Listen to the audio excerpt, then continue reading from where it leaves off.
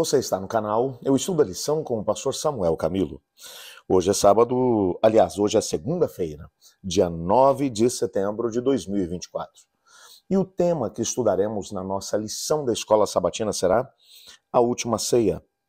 O texto que serve como base para o nosso estudo encontra-se em Marcos capítulo 14, versos 22 a 31, que vai dizer o seguinte: Enquanto comiam, Jesus tomou o pão, deu graças, partiu e deu aos discípulos, dizendo: Tomem, isso é o meu corpo. Em seguida tomou o cálice, deu graças, ofereceu aos discípulos e todos beberam. E lhes disse: Isso é meu sangue, o sangue da aliança, que é derramado em favor de muitos.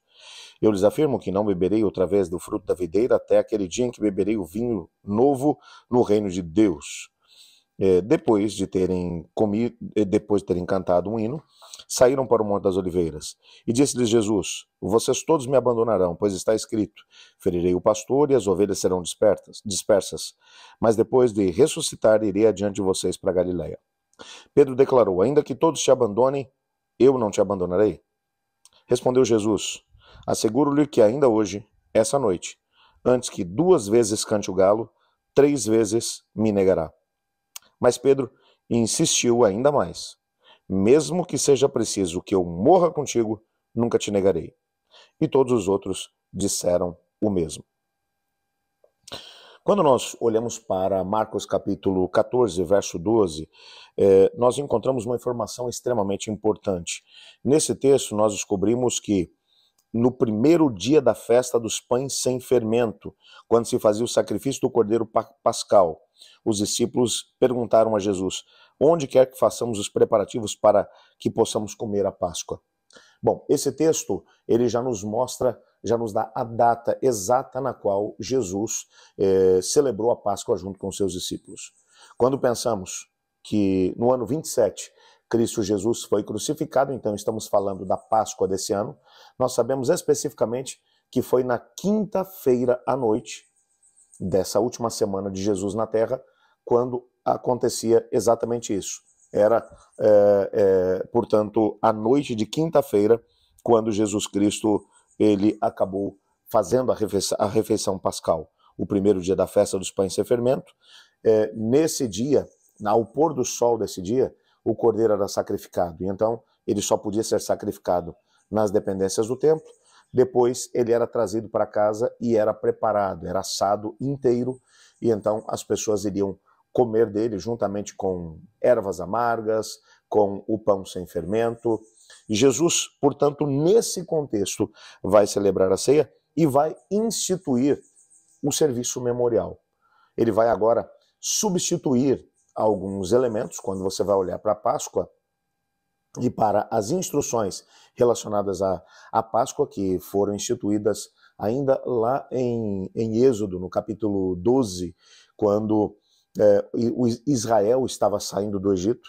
Na última noite que eles passaram ali, na noite em que o anjo do Senhor passou pelo Egito e matou todos os filhos mais velhos, nessa mesma noite o Senhor Deus instituiu a Páscoa. E com a instituição da Páscoa, o cordeiro pascal deveria ser morto, o sangue deveria ser passado nos batentes da porta, que representaria um sinal da aliança deles com o Senhor, um sinal de proteção. O anjo passaria pelas casas que estavam com sangue e entraria apenas naquelas casas onde a porta não tinha sido manchada com o sangue do cordeiro. Todos os israelitas que assim procederam foram poupados da destruição naquela noite. E para que eles não se esquecessem da grande libertação que o Senhor Deus efetuou através deles, essa instituição deveria segui-los. Durante todos os anos, em todos os anos, eles fariam ou celebrariam a Páscoa, relembrando a grande libertação que o Senhor Deus operou lá no passado. O personagem principal da Páscoa, sem sombra de dúvida, era o cordeiro. O que chama atenção na instituição da Páscoa é que o cordeiro não aparece aqui. Jesus, é claro que comeu o cordeiro junto com os discípulos, o cordeiro pascal. As ervas amargas ali estavam, representando os anos de escravidão que Israel havia experimentado lá no Egito. O pão sem fermento, representando a purificação e, ao mesmo tempo, o processo de remover o pecado da vida daqueles que se entregavam a Cristo Jesus, ao mesmo tempo, o suco de uva, que também acompanhava essas mesmas refeições, representando o sangue do cordeiro que havia sido passado nos batentes da porta. Veja, esses mesmos elementos você vai, depois, de alguma forma, encontrar no contexto da ceia do Senhor. O cordeiro pascal não é aqui representado, porque o próprio Cristo é o cordeiro que tira o pecado do mundo. O pão sem fermento, ele permanece agora representando o corpo de Cristo partido por nós. O suco de uva, ele permanece representando o sangue derramado por Cristo, que é o sangue agora da nova aliança, que nos purifica de todos os pecados. Ele vai instituir, portanto, ali a nova aliança. Logo na sequência, ele vai fazer referência a Zacarias capítulo 13, verso 7, que vai dizer especificamente, o texto de Zacarias vai dizer: levante-se a espada contra o meu pastor, contra o meu companheiro, declara o Senhor dos Exércitos, fira o pastor e as ovelhas se dispersarão, e voltarei minha mão para os pequeninos. Essa profecia de Zacarias é citada por Jesus, mencionando que naquela noite isso aconteceria, que ele mesmo era o pastor, e que os seus discípulos eram as ovelhas, e que de alguma forma, com a sua prisão e morte, que os discípulos se escandalizariam e todos fugiriam. Pedro vai reagir de forma veemente em relação a isso, ele vai dizer: Senhor, mesmo que todos te abandonem, eu nunca te abandonarei. E Jesus vai olhar para ele e vai dizer: Pedro, ainda nessa noite, antes que o galo cante 2 vezes, 3 vezes você vai me negar. E agora, com mais ênfase ainda, ele vai dizer: mesmo que todos esses aí te abandonem, eu não te abandonei, não te abandonarei, eu seria capaz de morrer por você. E todos os demais disseram a mesma coisa. Eles cantaram um hino e então saíram para o Monte das Oliveiras. É interessante que Jesus agora vai mencionar, mas lembrem-se apenas de uma coisa: eu vou morrer, mas vou ressuscitar. E quando eu ressuscitar, eu vou encontrar vocês na Galileia. Essa mesma mensagem vai ser repetida no capítulo 16 por um jovem, que é ninguém menos do que um anjo que estava no sepulcro de Jesus e que vai dizer, como ele mencionou, ele vai adiante de vocês para a Galileia. Lá vocês o verão. Esse é o contexto dessa última ceia. Esse momento é marcado por muita, mas muita solenidade. É bem verdade que João vai dar muitos detalhes que Marcos aqui não dá. Marcos está apenas narrando os fatos, mencionando o que aconteceu naquela noite. João, ele vai entrar bem no aspecto teológico, porque é na noite de quinta-feira que Cristo Jesus vai falar, entre outras coisas, da promessa do Espírito Santo que seria enviado sobre os discípulos e sobre a igreja.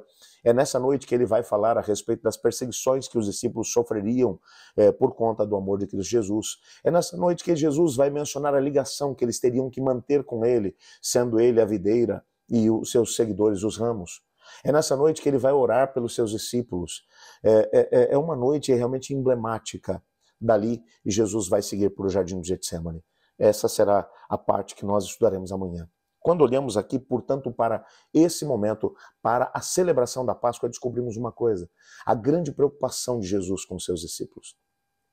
Jesus, ele não apenas os alertou para os perigos que estariam adiante deles, mas ao mesmo tempo os exortou a permanecerem fiéis àquilo que era a revelação que ele lhes estava dando. Eu ousaria dizer que a mesma coisa serve para nós hoje. O Senhor Jesus, ele nunca prometeu que teríamos facilidades, que tudo correria bem, muito pelo contrário. Ele nos alertou que teríamos dificuldades e problemas para podermos manter a nossa fidelidade ao Senhor. E também nos exortou para que nos mantivéssemos firmes e que a única forma de fazermos isso era vivendo uma experiência de comunhão íntima com Ele, através da oração, através do estudo da palavra. Eu louvo a Deus porque você tem dedicado pelo menos alguns momentos para poder estudar a lição da Escola Sabatina junto conosco. Separe tempo para poder orar e peça a Deus para que o Espírito Santo do Senhor encha a sua vida para que você seja uma testemunha de Cristo, porque a menos que isso aconteça, a nossa história será uma história muito parecida com a dos discípulos. Naquela mesma noite, o pastor foi ferido, Jesus foi preso. E todos os discípulos, inclusive o Pedro, que havia de forma enfática dito, todos eles podem te abandonar, mas eu jamais farei isso. Negou de forma vergonhosa o seu Senhor. É claro, Jesus, ele de alguma forma tentou prepará-los para aquele momento, mas eles negligenciaram o tempo de preparação. Não permita que isso aconteça na tua história. Tome hoje a decisão de gastar tempo de qualidade com Cristo, através do estudo da Bíblia e ao mesmo tempo da oração. Por falar nisso, eu quero te desafiar a orar comigo. Eu sei que muitos pedidos têm sido enviados para a nossa comunidade de oração e eu quero orar com você nesse momento. Obrigado, Pai, por tua palavra, pela certeza que temos que nos amas e que ao mesmo tempo tem planos para cada um de nós. Te pedimos que o Senhor nos ajude a nos mantermos firmemente alicerçados em tua palavra e ao mesmo tempo na oração. Coloco diante do Senhor cada pedido que vai no coração desse meu irmão, dessa minha irmã, mesmo que seja um milagre extraordinário que eles estão buscando. Eu te peço que essa seja a semana para vermos isso acontecer. Pois é em nome de Jesus que oramos. Amém. Eu estudo a lição. E você?